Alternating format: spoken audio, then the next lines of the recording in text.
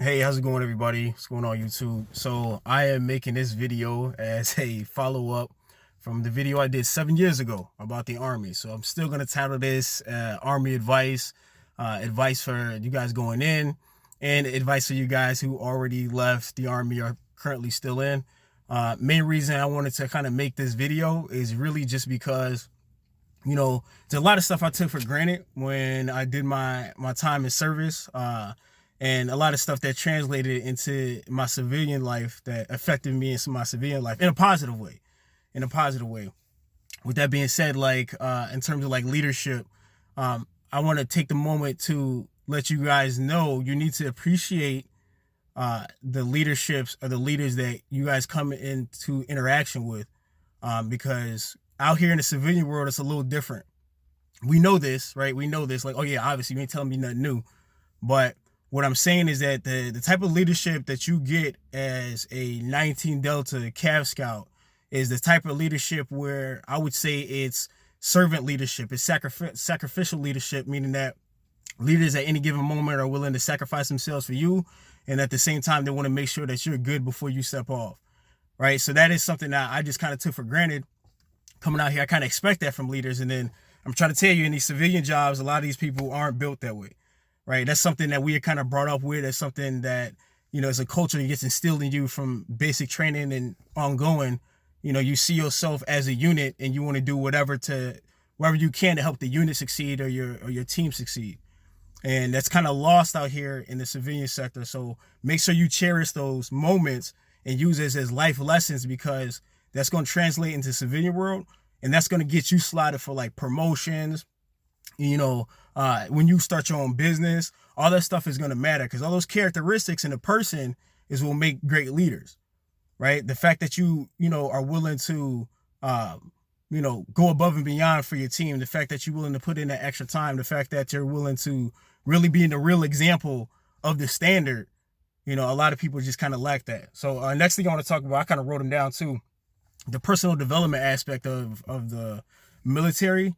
Again, it's something that I took for granted, but it's something for you guys going in, if you guys currently in, don't take it for granted, because coming out here, there's a lot of people. I mean, there's people in the military right now who don't want to develop themselves, but there's a lot of people out in the civilian world who never take the time to fix any deficiencies with them, right? So if they're lacking something like financial literacy or whatever, they don't want to take the time to learn anything to grow from it, right? I kind of took it for granted when I was in the service, but then that same discipline of, if your shit's fucked up, fix it, still kind of stuck with me. So just make sure that motto, when your shit's fucked up, fix it. Make sure that motto still sticks with you, because that's going to be everything. It's going to impact your marriage.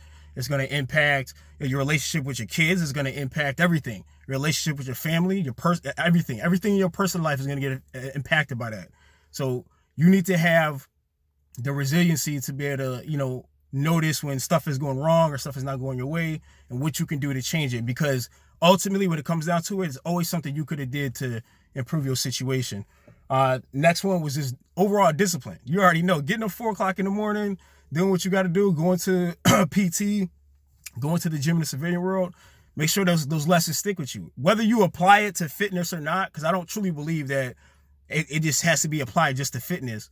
Whether you apply it to fitness or not, just understand the same discipline it took for you to sign on that dotted line, right, and swear your rights over to Uncle Sam to join the Army, join the armed services.